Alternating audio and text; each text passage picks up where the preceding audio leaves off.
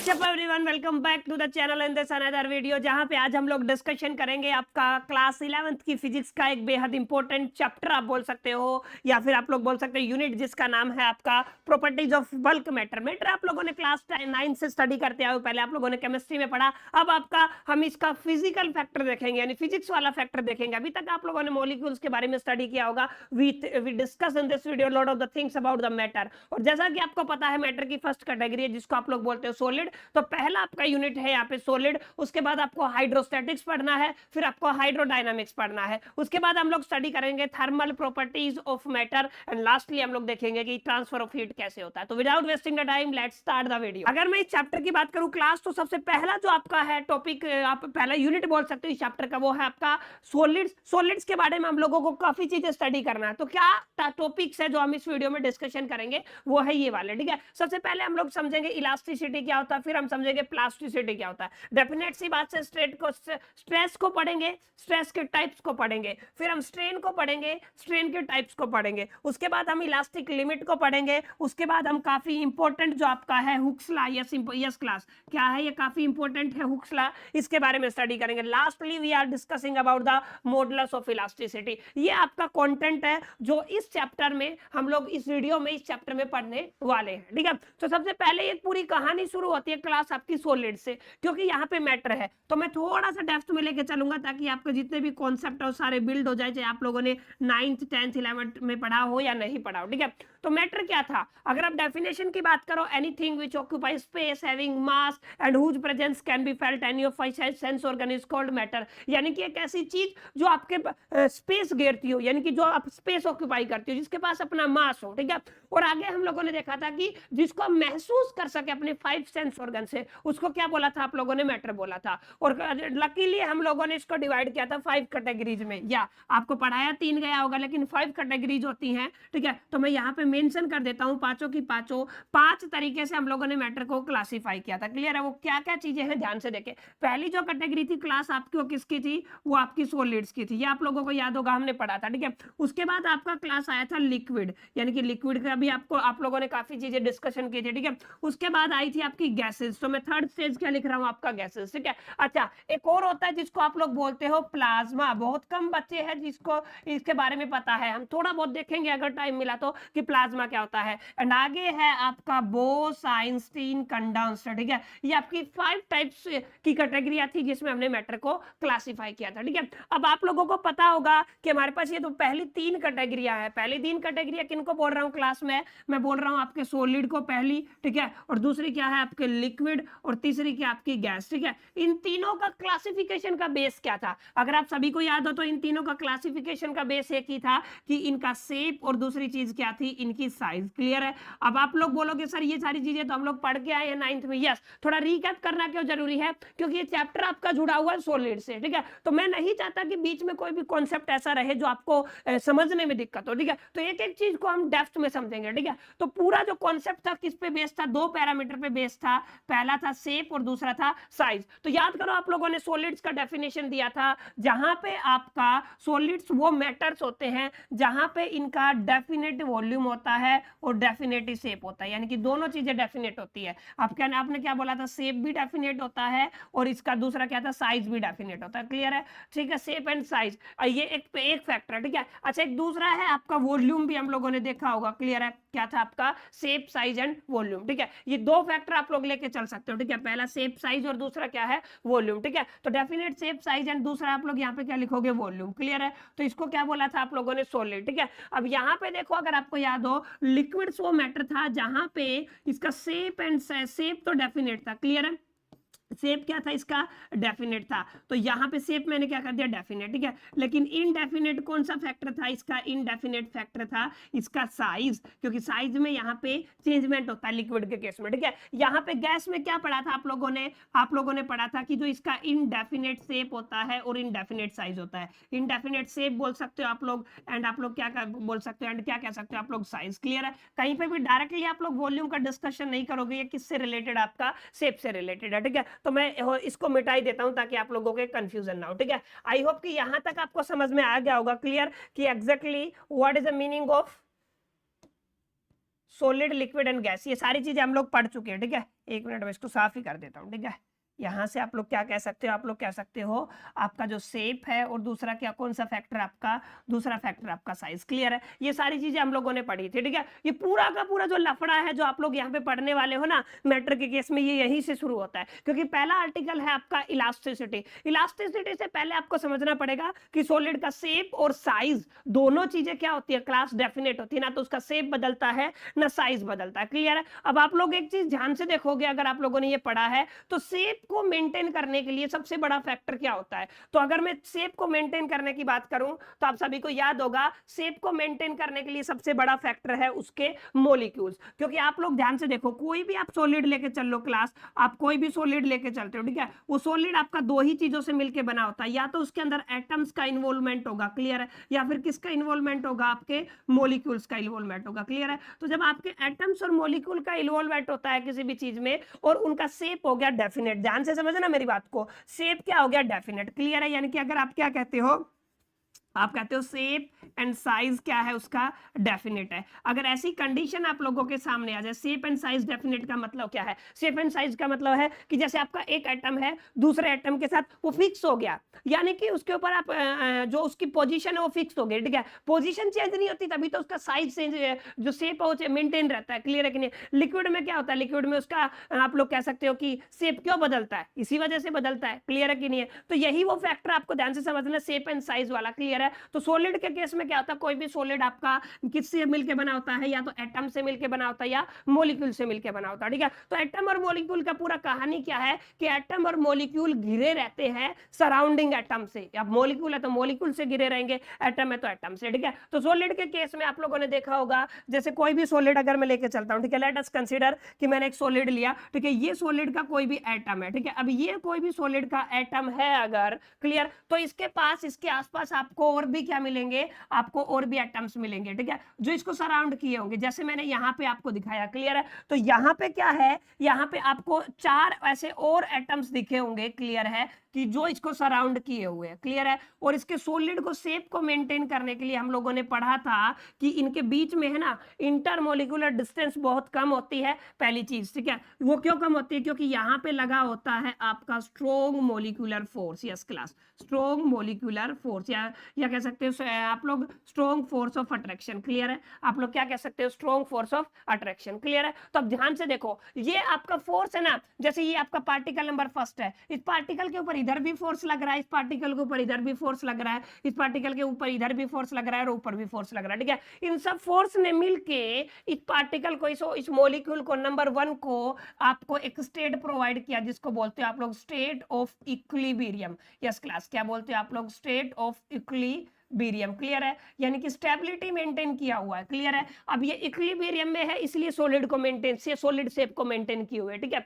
अब आप क्या करते हो, अब ध्यान से देखो, ये पूरा सॉलिड का कहानी था, ठीक है। इलास्टिसिटी की कहानी यहीं से शुरू होती है, इसने इक्विलिब्रियम में, ठीक है। अब आपने क्या किया, बाहर से एक फोर्स लगाया इसके ऊपर, ठीक है। आपने क्या किया, बाहर से इस मॉलिक्यूल के ऊपर हमने क्या लगाया क्लास, हमने लगाया इसके ऊपर एक फोर्स। क्लियर है। तो अगर आप लोगों ने इसके ऊपर एक फोर्स लगाया, तो उस फोर्स की वजह से, ध्यान से देखो, जो इनकी ये डिस्टेंस है और ये क्या हो जाती है, ये हो जाती है डिस्टर्ब। क्लियर है। ये डिस्टेंस क्या हो गई, आपकी डिस्टर्ब हो गई। क्लियर है। अब जैसे ही, जब तक आप लोगों ने फोर्स लगाया हुआ है, ये डिस्टेंस डिस्टर्ब हो गई, ठीक है। लेकिन जैसे ही आप लोगों ने बाहर से फोर्स हटाया, तो इक्विलिब्रियम को, स्टेबिलिटी को दोबारा मेंटेन करना चाहेगा सॉलिड, ठीक है। तो वो क्या करेगा, वो वापस से उसी शेप और साइज में आना चाहेगा जिसमें वो था। Are you getting my point. यानी कि मेरा कहने का मतलब क्या है, मेरा कहने का मतलब है कि सॉलिड्स एक स्ट्रॉन्ग फोर्स ऑफ अट्रैक्शन से सॉलिड के मॉलिक्यूल आपस में बंधे रहते हैं, ठीक है। उनके बीच में स्पेस बहुत कम होता है, लेकिन जैसे ही आप उस सॉलिड्स के ऊपर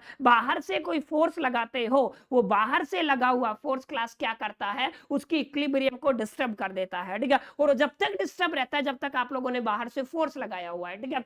अब बाहर से फोर्स लगाने वाला जो फोर्स, लगने वाला जो फोर्स है, उस फोर्स को अगर मैं हटा दूं, मान लो मैंने क्या कर दिया, फोर्स को रिमूव कर दिया, तो वो अब सॉलिड क्या करेगा, वो रीगेन करेगा, वो ट्राई करेगा कि जिस शेप में वो था, state of equilibrium, state of rest आप बोल दो, कुछ भी बोल दो, ठीक है, उस स्टेट को दोबारा मेंटेन करने की कोशिश करेगा, यानी कि वो वापस उसी पोजीशन में आएगा जिस पोजीशन में था। और ऐसा जो पार्टिकल करते हैं उनको बोलते हो इलास्टिक पार्टिकल, इलास्टिक बॉडीज, ठीक है। आई होप कि आपको समझ में आ गया होगा। पूरा कहानी मैंने कहां से स्टार्ट किया था, इलास्टिसिटी से स्टार्ट किया था, ठीक है। तो इलास्टिसिटी का मतलब क्या है, इलास्टिसिटी का मतलब है, इलास्टिसिटी अपने आप में एक प्रॉपर्टी है किसी भी मैटर की, किसी भी सॉलिड की, किसी भी बॉडी की, ठीक है। तो elasticity is a property of a body by virtue of which it tends to regain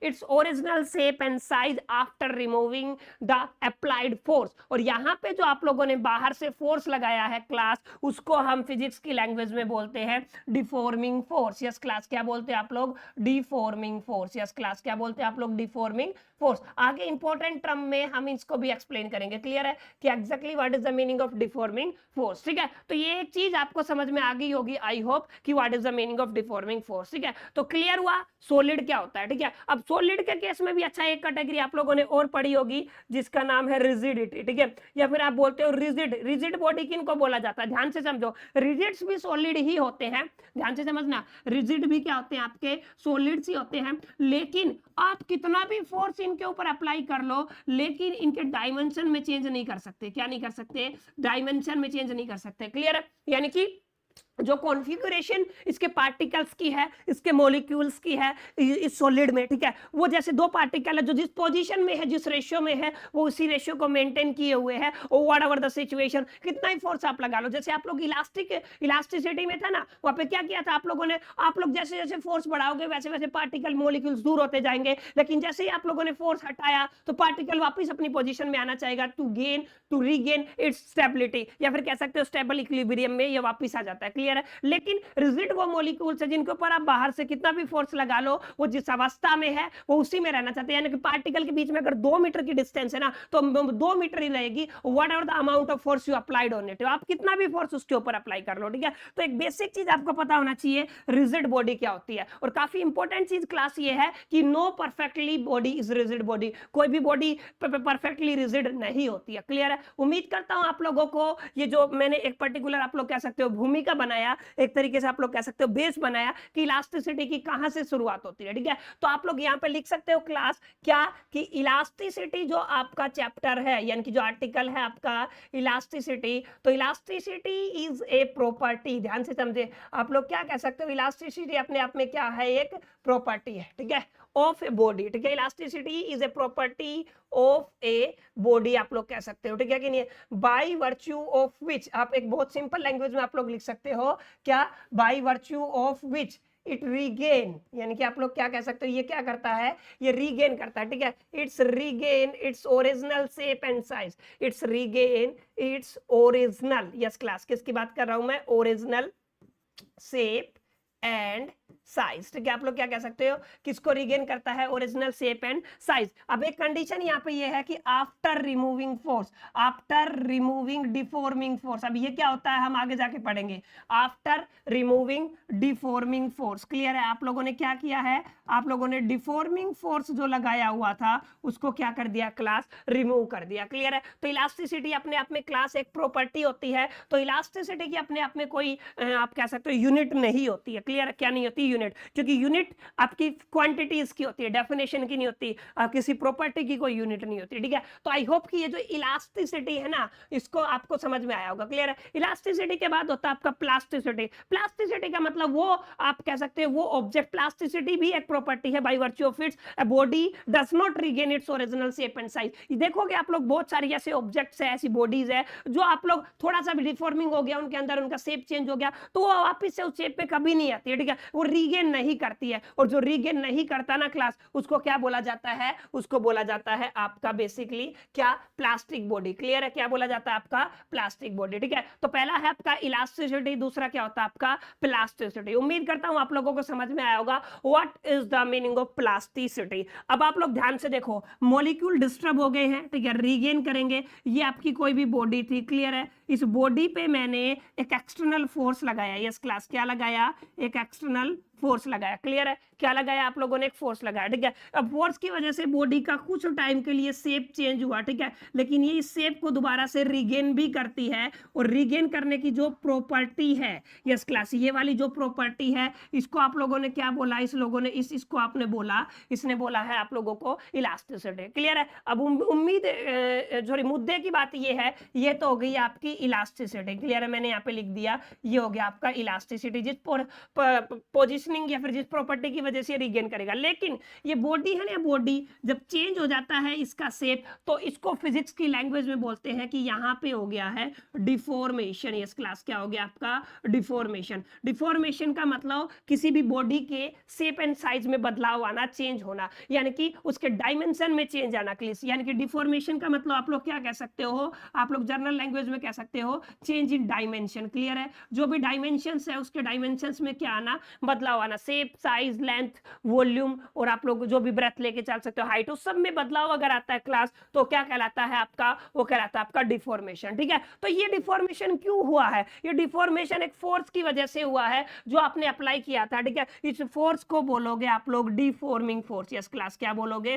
deforming force. Clear है, उम्मीद करता हूं आप लोगों को समझ में आ गया होगा कि एग्जैक्टली डिफॉर्मिंग फोर्स क्या होता है। डिफॉर्मेशन क्या होता है? The change in shape and size of the solid is called deformation, and the force due to which a body change their size, shape and size, या the force due to which shape and size of a body change is called deforming force. उसको क्या बोला जाता है class? आपका deforming force बोला जाता है। ठीक है, और जिस प्रॉपर्टी की वजह से वो अपने शेप एंड साइज को रिगेन करते हैं, उसको क्या बोलते हो आप लोग? उसको बोलते हो आप लोग इलास्टिसिटी। ठीक है, और अगर कोई पार्टिकल ऐसी बॉडी है जो रिगेन नहीं करती है क्लास, उसको क्या बोला जाता है क्लास? उसको बोला जाता है प्लास्टिसिटी। क्लियर है, वो प्रॉपर्टी क्या है? प्लास्टिसिटी, और वो उस बॉडी को क्या बोलते हैं आप लोग? Plastic body. क्लियर है, उम्मीद करता हूं यहां तक आपको अच्छे से समझ में आ गया होगा एग्जैक्टली कैसे कैसे चीजें चलती हैं। ठीक है, अब आई होप कि यहां तक समझ में आ गया होगा। अब अगर आप आगे चलो तो आप देखोगे elastic behaviour of the solid. अब इलास्टिक बिहेवियर में आपको क्या करना होता है? बहुत बेसिक चीज जो हम लोग अभी अभी पढ़ चुके हैं। ठीक है, आप लोग यहाँ पे एक्सप्लेन करोगे। क्या एक्सप्लेन करोगे?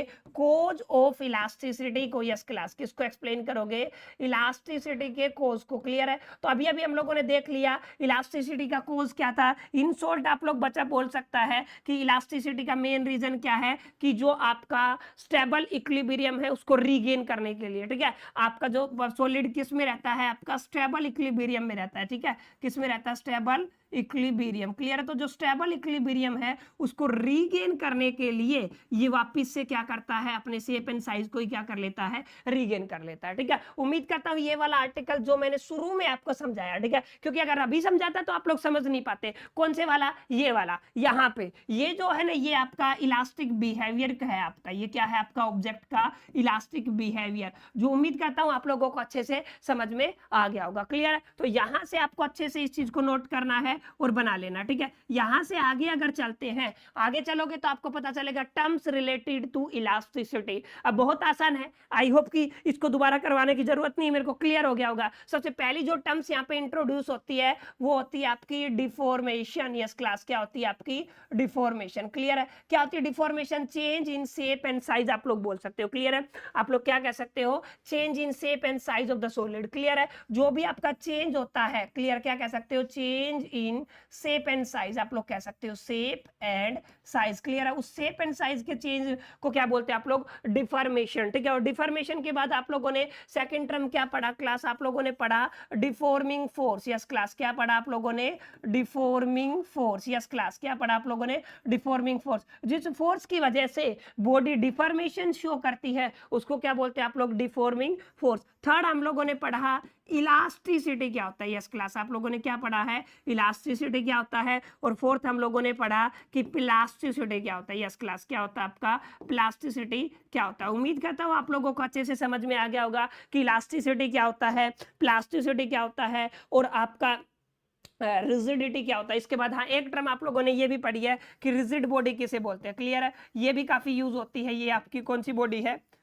Yes, rigid body. क्लियर, उम्मीद करता हूं यहां तक आपको समझ में आया होगा। ठीक है, अब इससे आगे अगर आप लोग चलोगे ना तो कुछ बेहद इंपॉर्टेंट जो टर्म आती है जो आगे आप लोगों को पढ़ना है, वो दो आर्टिकल पढ़ने हैं, स्ट्रेस और उसके टाइप्स। क्लियर है, और आपको क्या पढ़ना है? आपको पढ़ना है स्ट्रेन और उसके टाइप्स। क्लियर है, स्ट्रेन और उसके टाइप्स और स्ट्रेस और उसके टाइप्स। क्लियर है? वो हम वन बाय वन अब क्या करेंगे यहाँ पे डिस्कशन करेंगे। ठीक है, अब स्ट्रेस समझो। स्ट्रेस, स्ट्रेस का मतलब क्या है? कोई भी बॉडी था, जैसे ये कोई भी आपका मॉलिक्यूल था जो सराउंड था अलग अलग फोर्सेस से, और ये किस में था आपका? ये था आपका थर्मल इक्विलिब्रियम में। क्लियर है? अब आपने इस ऑब्जेक्ट के ऊपर एक्सटर्नल फोर्स लगाया, ध्यान से समझना मेरी बात। कौन सा फोर्स लगाया है? External force. क्लियर है? उस एक्सटर्नल फोर्स को हम लोगों ने कौन सा फोर्स बोला था? हम लोगों ने बोला था डिफॉर्मिंग फोर्स। यस क्लास, क्या बोला था आप लोगों ने? Deforming force. क्लियर है? अब डिफॉर्मिंग फोर्स जब तक लगा रहेगा, ये डिस्टेंस क्या रहेगा? डिस्टर्ब रहेगा। मान लो मैं फोर्स लगा के इस मॉलिक्यूल को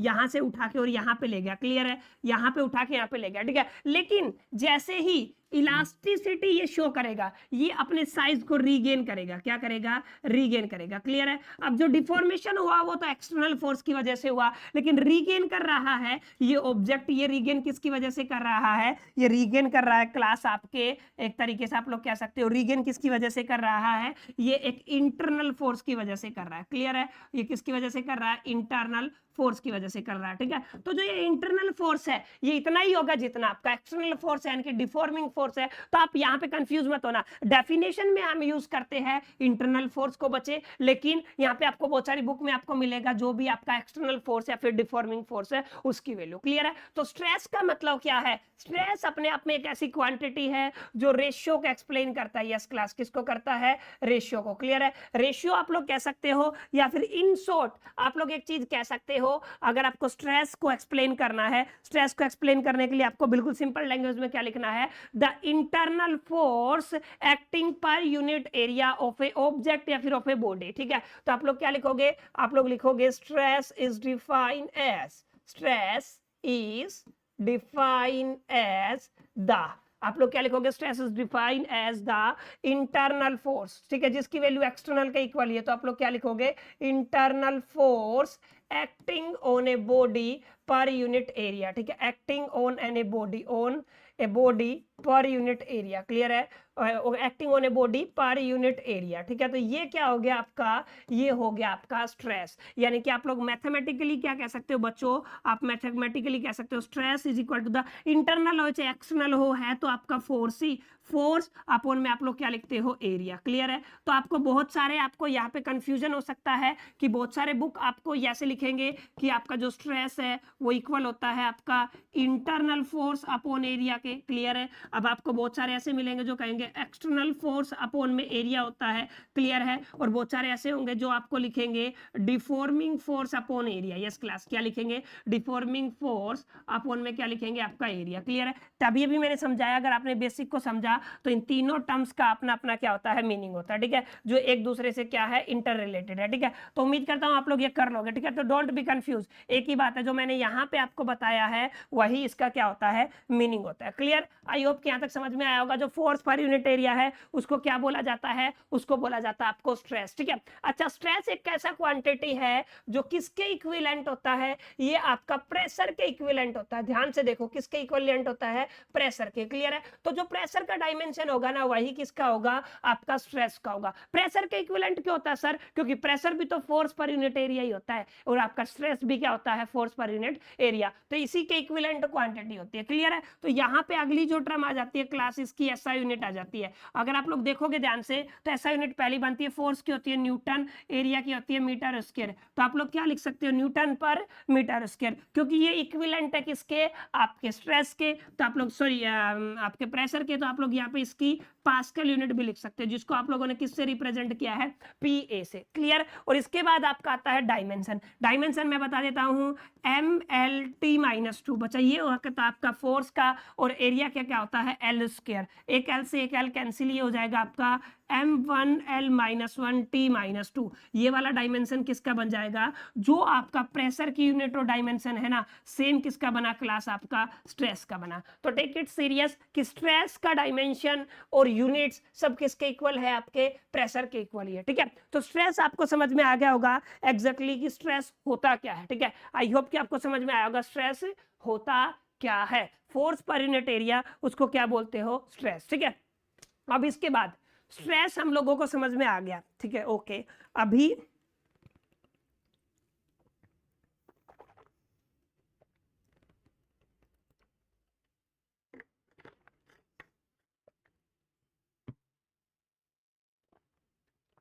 ठीक है। स्ट्रेस समझने के बाद, सॉरी, स्ट्रेस समझने के बाद हम लोग क्या करेंगे, हम लोग अब टाइप्स ऑफ स्ट्रेस को पढ़ेंगे। ठीक है, तो अगर आप लोग देखोगे बच्चा, तो आपको करीब करीब 2 टाइप के स्ट्रेस मिलेंगे। क्लियर है? यानी कि स्ट्रेस के टाइप्स अभी हम लोग स्टडी करेंगे। ठीक है, तो अब देखो ध्यान से, स्ट्रेस, टाइप्स ऑफ स्ट्रेस। ठीक है, तो अगर मैं स्ट्रेस को एक्सप्लेन करना चाहूं तो बहुत आसान है। क्लियर है? अब क्या है आसान, ध्यान से समझो। जो स्ट्रेस है उसका पहला कैटेगरी है, उसको बोलते हो आप लोग नॉर्मल स्ट्रेस। यस क्लास, क्या बोलते हो आप लोग? Normal stress. आया समझ में? पहला कैटेगरी क्या है आपका? Normal stress. सेकंड जो आपका कैटेगरी है वो होता है आपका टेंजेंशियल स्ट्रेस। क्या होता है आपका? Tangential stress. यस क्लास, क्या होता है? टेंजेंशियल, या फिर इसको एक टर्म में और बोला जाता है सियरिंग स्ट्रेस। तो अच्छे से समझे इस चीज को, क्या होता है टेंजेंशियल, या फिर आप लोग क्या बोलते हैं उसको? Shearing stress. बहुत आसान है, आप लोग क्या कहते हो? टेंजेंशियल स्ट्रेस, या फिर आप लोग क्या कहते हो? Shearing stress. ठीक है, और यहाँ पे क्या है आपका? यहाँ पे आपका नॉर्मल स्ट्रेस। ठीक है, अब ये क्या होता है नॉर्मल, और क्या होता है आपका टेंजेंशियल स्ट्रेस? मुद्दे की बात ये है, ठीक है कि नहीं है? जब आपका नॉर्मल स्ट्रेस का मतलब, स्ट्रेस का मतलब आप लोग एक चीज समझ लो, आपके दिमाग में बैठा लो कि स्ट्रेस होगा तो मतलब फोर्स तो लगेगा और पर यूनिट एरिया लगेगा। ठीक है, अगर ये फोर्स नॉर्मल लगता है, नॉर्मल का मतलब यहाँ पे नॉर्मल रिप्रेजेंट करता है परपेंडिकुलर को। कैसे करता है? परपेंडिकुलर डायरेक्शन को। ठीक है, तो आपका ये फोर्स अगर परपेंडिकुलर डायरेक्शन में लगता है पर यूनिट एरिया, तो उसको क्या बोलोगे आप लोग? उसको बोलोगे आप लोग नॉर्मल फोर्स। ठीक है, लेकिन ये क्या है? ये आपका टेंजेंशियल, यानी कि टेंजेंट की फॉर्म में लगता है। ठीक है, टेंजेंशियली, तो इसको क्या बोलते हैं आप लोग? इसको बोलते हैं आप लोग टेंजेंशियल स्ट्रेस, या फिर आप लोग क्या बोल सकते हो? Shearing stress. ठीक है, तो नॉर्मल स्ट्रेस कैसे लगता है? फोर्स पर यूनिट एरिया, लेकिन जो फोर्स लगेगा वो सरफेस के परपेंडिकुलर होगा। ठीक है, तो उसको क्या बोलते हैं आप लोग? Normal stress. उम्मीद करता हूं आपको समझ में आ गया होगा। लेकिन सरफेस के टेंजेंशियली अगर लगता है, सरफेस के टेंजेंट के थ्रू लगता है, तो उसको क्या बोलते हैं आप लोग? टेंजेंशियल, या फिर आप लोग क्या बोलते हो? Shearing stress. ठीक है, तो ये 2 तरीके के आपके स्ट्रेस हो गए। अच्छा, बात यहाँ पे रुकती नहीं है। जो आपका नॉर्मल स्ट्रेस है उसमें 3 कैटेगरी आ जाती है, टेंसाइल, कंप्रेसिव, ठीक है, और आपका लास्ट है हाइड्रोलिक। ध्यान से समझे, नॉर्मल स्ट्रेस को 3 पार्ट में क्लासिफाई किया। ठीक है, पहला कौन सा है आपका? टेंसाइल। यस क्लास, कौन सा है आपका? Tensile stress. ठीक है, सेकंड है आपका कंप्रेसिव। यस, कौन सा है आपका? कंप्रेसिव। क्लियर है? तो ये क्या हो जाएगा आपका? कंप्रेसिव। ठीक है, और थर्ड है आपका हाइड्रोलिक। क्या हो जाएगा आपका? हाइड्रोलिक। ठीक है, तो आपको थोड़ा ध्यान में रखना है टेंसाइल स्ट्रेस क्या होता है, हाइड्रोलिक क्या होता है, और कंप्रेसिव क्या होता है। ठीक है, अब ध्यान से देखो, जब नॉर्मल स्ट्रेस होता है परपेंडिकुलर तो एक्ट करेगा, फोर्स पर यूनिट एरिया। ठीक है, लेकिन इस फोर्स की वजह से अगर किसी डायमेंशन में चेंज आ जाए, यस क्लास, किस में चेंज आ जाए? डायमेंशन में चेंज आ जाए। अब वो डायमेंशन क्या हो सकता है? वो आपकी लेंथ हो सकती है, या फिर वो आपका वॉल्यूम हो सकता है। यस क्लास, क्या हो सकता है? लेंथ, या फिर क्या हो सकती है आपकी? वॉल्यूम। क्लियर है? अगर इन दोनों के बेस पे, यानी कि मान लो अगर आपका टेंसाइल स्ट्रेस वो स्ट्रेस होता है जो सरफेस के परपेंडिकुलर रखता है फोर्स पर यूनिट एरिया, लेकिन यहाँ पे आपकी लेंथ चेंज हो जाए। यस क्लास, क्या चेंज हो जाए? लेंथ चेंज हो जाए, तो उसको क्या बोलोगे आप लोग? उसको बोलोगे आप लोग टेंसाइल स्ट्रेंथ। ठीक है, लेकिन लेंथ इंक्रीज होगी। चेंज का मतलब क्या है? इस केस में स्पेशल लेंथ क्या होगी? इंक्रीज होगी, यानी कि क्या हो जाएगी आपकी? बढ़ जाएगी। ठीक है, लेकिन कंप्रेसिव का मतलब क्या है? यहाँ पे जो आपकी लेंथ है क्या हो जाएगी क्लास? आपकी डिक्रीज हो जाएगी। ठीक है, अगर लेंथ डिक्रीज होती है और फोर्स पर यूनिट एरिया लग रहा है और परपेंडिकुलर ही लग रहा है, तो उसको क्या बोलते हैं आप लोग? Compressive stress. ठीक है कि नहीं है? और लास्ट में क्या आपका? हाइड्रोलिक। हाइड्रोलिक में वॉल्यूम चेंज होगा बच्चे। क्या चेंज होगा आपका? हाइड्रोलिक में, हाइड्रोलिक में होगा आपका वॉल्यूम तो चेंज होगा, ठीक है कि नहीं है? लेकिन शेप चेंज नहीं होगा। ध्यान रखना, सिर्फ क्या चेंज होगा आपका? वॉल्यूम चेंज होगा। ठीक है, तो उसको क्या बोलते हैं आप लोग? Hydraulic stress. ठीक है, तो here it is very clear कि आपका जो टाइप ऑफ स्ट्रेस है वो 2 टाइप्स के होते हैं। एक को बोलते हैं आप लोग नॉर्मल, एक को बोलते हैं आप लोग टेंसाइल, सॉरी टेंजेंशियल। ठीक है, टेंजेंशियल सरफेस के टेंजेंट के थ्रू लगता है। ठीक है, और आपका नॉर्मल है वो परपेंडिकुलर लगता है। नॉर्मल स्ट्रेस को आप लोगों ने क्लासिफाई किया 3 कैटेगरीज में। पहला जो स्ट्रेस होता है आपका टेंसाइल होता है, सेकंड कैटेगरी आपकी कंप्रेसिव, एंड थर्ड स्ट्रेस है वो आपका क्या है? हाइड्रोलिक। एंड मेक श्योर करके बी वेरी केयरफुल कि stress is equivalent to the pressure. Just like pressure का यूनिट पास्कल होता है, वैसे ही आपके स्ट्रेस का यूनिट भी क्या होता है? पास्कल। रादर देन आप एक यूज कर सकते हो न्यूटन पर मीटर स्क्वायर, ये भी गलत नहीं होगा। क्लियर? तो स्ट्रेस क्या होता है और स्ट्रेस का टाइप क्या होता है, उम्मीद करता हूं क्लास आपको ये समझ में आ गया होगा। ठीक है, अब जब आप लोग स्ट्रेस और स्ट्रेस के टाइप से आगे जाते हो तो आपके पास एक आर्टिकल आता है जिसका नाम है क्लास आपका स्ट्रेन। क्लियर है? क्या है आपका? स्ट्रेन। अब आप लोग एक चीज ध्यान से देखो कि आप लोगों ने देखा स्ट्रेस लगेगा ना, तो तो लेंथ भी चेंज हो सकता है, वॉल्यूम भी चेंज हो सकता है, ठीक है, और एक कहीं ना कहीं शेप भी चेंज हो सकता है, ठीक है। तो आप लोगों ने दो मेजर चेंज देखे हैं, पहला लेंथ और शेप का, ठीक है। यानी कि जब शेप में चेंजमेंट आता है, शेप का मतलब है कॉन्फ़िगरेशन। यस क्लास, क्या मतलब होता है शेप का? शेप का यहाँ से मतलब है कॉन्फ़िगरेशन। जब किसी भी सॉलिड की कॉन्फ़िगरेशन बदलती है ना क्लास, तो उन दोनों के रेशियो को, यानी कि बदली हुई कॉन्फ़िगरेशन और जो ओरिजिनल कॉन्फ़िगरेशन है, उन दोनों के रेशियो को आप लोग क्या बोलते हो? उसको बोला जाता है स्ट्रेन। तो what is the strain? Strain का मतलब होता है ये एक रेशियो है। यस क्लास, क्या है आपका ये रेशियो, ठीक है। Ratio of change in configuration, आप लोग क्या कह सकते हो? Ratio of change in configuration. Yes class, क्या कह सकते हो? कॉन्फ़िगरेशन। क्लियर है? टू द, आप लोग आगे क्या लिखोगे? टू द ओरिजिनल कॉन्फ़िगरेशन, ठीक है। आप लोग क्या लिख सकते हो? ओरिजिनल कॉन्फ़िगरेशन, ठीक है। तो आपको ये चीज अच्छे से ध्यान में रखना है कि क्या होता है आपका स्ट्रेन। क्लियर है? स्ट्रेन। अब यहां से अगर आप लोग फॉर्मूला जनरेट करना चाहो क्लास, तो क्या बनेगा इसका formula? Strain is equal to the change in configuration. Yes class, change in configuration. Clear है? तो यहाँ पे मैंने लिख दिया change in configuration. Clear? Upon में क्या आ जाएगा आपका? ओरिजिनल। यस क्लास, क्या आ जाएगा आपका? Original configuration. तो अच्छे से आप इनको बना ले, change in configuration and original configuration. बहुत बेसिक चीज है, और अगर आप इसको बनाओगे तो बेहद आसानी से आपको समझ में भी आ जाएगा। दूसरी चीज, क्योंकि ऊपर भी कॉन्फ़िगरेशन है, नीचे भी कॉन्फ़िगरेशन है, तो अगर आप लोग इसकी एसआई यूनिट को स्टडी करके चलोगे ना, तो इसकी एसआई यूनिट नहीं होती है, यानी कि आप इसको बोलते हो यूनिट लेस। यस क्लास, क्या बोलते हैं आप लोग? Unit less and dimension less quantity. Yes class, क्या बोलते हैं आप लोग? Dimension less quantity. क्लियर? तो क्या हो जाएगा आपका? Unit less and dimension less quantity. तो एक बहुत आसान सी चीज है जो आपको समझना है कि यूनिट लेस और डायमेंशन लेस क्वांटिटी क्या होती है, स्ट्रेन क्या होता है। क्लियर है? क्या होता है आपका? स्ट्रेन क्या होता है, ठीक है। स्ट्रेन का मतलब कॉन्फ़िगरेशन में जो बदलाव आया है, कितना बदलाव आया है, उसी को क्या बोलते हैं आप लोग? उसको बोलते हैं आप लोग स्ट्रेन, ठीक है। उसी के रेशियो को क्या बोलते हैं आप लोग? स्ट्रेन, ठीक है। अगर आप लोग टाइप्स की बात करोगे, आगे जाके हम लोग देखेंगे टाइप्स को, ठीक है। मैं इसी को कोलैप्स करके यहीं पे समझा रहा हूँ, आपको ध्यान से देखें, ठीक है। जो आपका स्ट्रेन है बच्चे, उस स्ट्रेन के कितने टाइप्स होते हैं, मुद्दा ये है।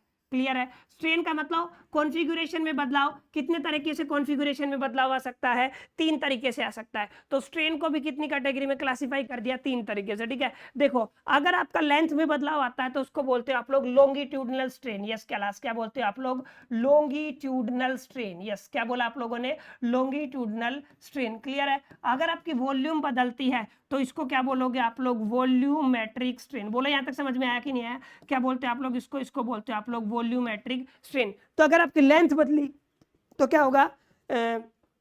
आप लॉन्गिट्यूडनल स्ट्रेन बोल सकते हो। अगर आपकी वॉल्यूम बदले तो क्या हो जाएगा? वॉल्यूमेट्रिक। कभी कभी क्या होता है? एंगल बदलता है, ठीक है। एंगल के केस में हम लोग लिखते हैं सियरिंग स्ट्रेन। यस क्लास, क्या बोलते हैं आप लोग? Shearing strain. क्लियर है? तो आपको क्लियर होना चाहिए कि लॉन्गिट्यूडनल स्ट्रेन का मतलब आपका लेंथ बदल गया, लेंथ में चेंज आ गया, ठीक है। अगर वॉल्यूम में चेंज आया तो उसको क्या बोलोगे आप लोग? वॉल्यूमेट्रिक। और सियरिंग स्ट्रेन का मतलब क्या है कि कहीं ना कहीं एंगल में बदलाव आया, ठीक है कि नहीं। अगर आपको मैं पूछूं कि बच्चा आप लोग इनके फॉर्मूले को जनरेट करो, तो देखो ये स्ट्रेन है, ये क्या है आपका? स्ट्रेन, ठीक है। तो मैं यहाँ पे लिखूंगा longitudinal strain is equal to the change in length upon में ओरिजिनल लेंथ। अब मैंने अगर टोटल लेंथ एल लिया है तो उसका चेंज इन लेंथ क्या हो जाएगा? आपका डेल्टा एल हो जाएगा। तो आप लोग क्या लिखोगे? चेंज इन लेंथ अपॉन में ओरिजिनल लेंथ। काफी इंपॉर्टेंट फॉर्मूला है, ध्यान से देखें, ठीक है। ऐसे ही अगर आप लोगों को वॉल्यूमेट्रिक का वॉल्यूम चेंज होगा तो आप लोग क्या लिखोगे? Volumetric strain is equal to the change in volume upon में क्या लिखोगे? Original volume. क्लियर है? तो चेंज इन वॉल्यूम अपॉन में क्या हो जाएगा?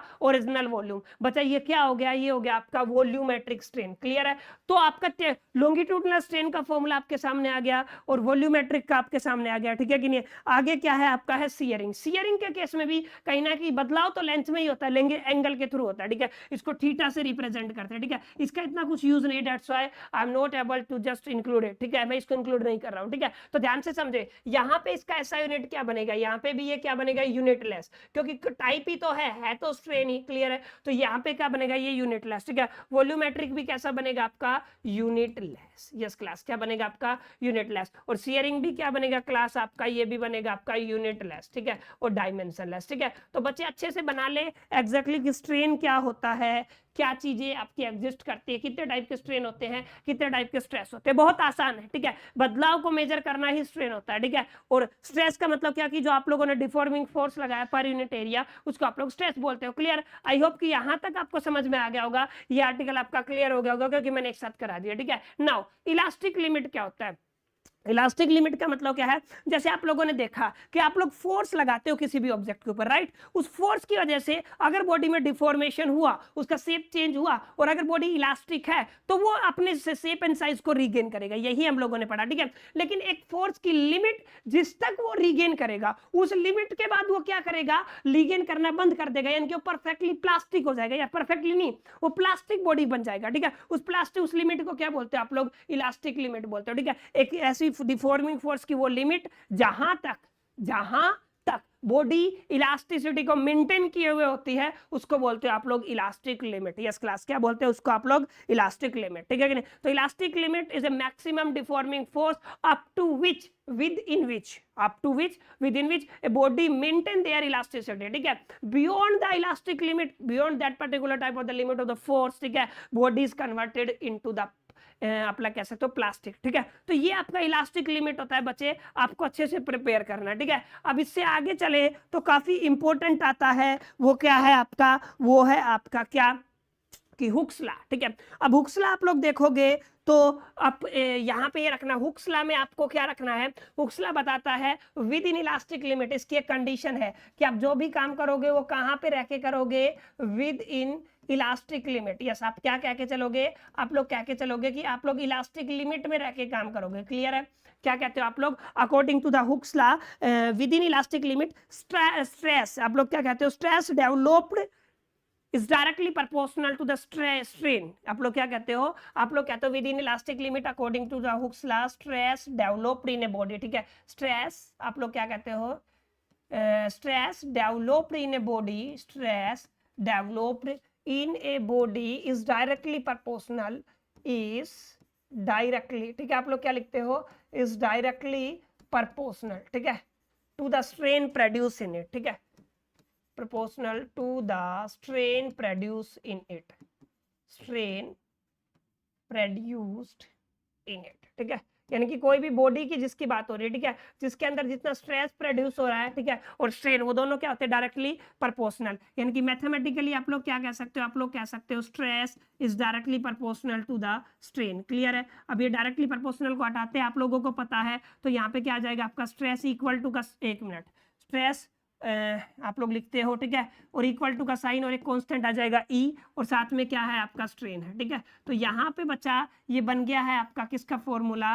हुक्स लॉ का, ठीक है। अब यहाँ पे आप लोग कह सकते हो ई, क्या कह सकते हो? ई की वैल्यू आप लोग निकालोगे तो क्या निकलेगा? आप लोग कह सकते हो स्ट्रेस अपोन में स्ट्रेन। यस क्लास, क्या कह सकते हो? स्ट्रेस अपोन में स्ट्रेन, ठीक है। जो यहाँ पे आपका ई आया है, ई को बोलते हो आप लोग constant of proportionality. Yes class, क्या बोला जाता है आपका? Constant of proportionality, known as coefficient of elasticity. क्या बोलते हैं आप लोग इसको? Coefficient of elasticity. Yes class, क्या बोला जाता है इसको? Coefficient of elasticity. I hope कि आपको समझ में आया होगा, ठीक है। यंग्स मॉडुलस या फिर मॉडुलस ऑफ इलास्टिसिटी भी बोला जाता है, ठीक है। कोफिशिएंट ऑफ इलास्टिसिटी, और आप इसको क्या बोलते हो? आप इसको बोलते हो मॉडुलस ऑफ इलास्टिसिटी। क्लियर है? तो आप अच्छे से इसको प्रिपेयर कर ले। क्या बोलोगे आप लोग? क्या बोलोगे आप लोग इसको? मॉडुलस ऑफ इलास्टिसिटी, या फिर आप कह सकते हो कोफिशिएंट ऑफ इलास्टिसिटी, ठीक है। अच्छा, क्या होता है ये? It is the ratio of stress to the strain, ठीक है, ratio of stress to the strain. आपको दिख रहा है स्क्रीन पे, ठीक है। आप लोग क्या कह सकते हो? Ratio of stress to the strain, ठीक है। आप लोग क्या कह सकते हो? Stress to the strain. उसको क्या बोलते हो आप लोग? उसको बोलते हो आप लोग कोफिशिएंट ऑफ इलास्टिसिटी या फिर हुक्स लॉ, ठीक है। आई होप कि यहां तक आपको क्लास समझ में आया होगा एग्जैक्टली हुक्स लॉ क्या होता है, क्या उसकी डेफिनेशन होती है, क्या उसके लिए डेरिवेशन होता है, ठीक है। इससे आगे आने वाली वीडियो में क्लास हम लोग डिस्कशन करेंगे यंग्स मॉडुलस ऑफ इलास्टिसिटी या फिर मॉडुलस ऑफ इलास्टिसिटी के बारे में, काफी इंटरेस्टिंग फैक्ट्स, ठीक है, और उसके टाइप, और इस चैप्टर को हम करेंगे कैरी ऑन। उम्मीद करता हूं क्लास यहां तक आप लोगों को समझ में आया होगा, ठीक है, और ये जितने भी कॉन्सेप्ट से आप लोगों ने लिख लिए होंगे और अच्छे से समझ में आ गए होंगे, ठीक है। इस वीडियो में इतना ही, बाकी मिलते हैं नेक्स्ट वीडियो में, तब तक के लिए मेरी तरफ से ऑल द बेस्ट।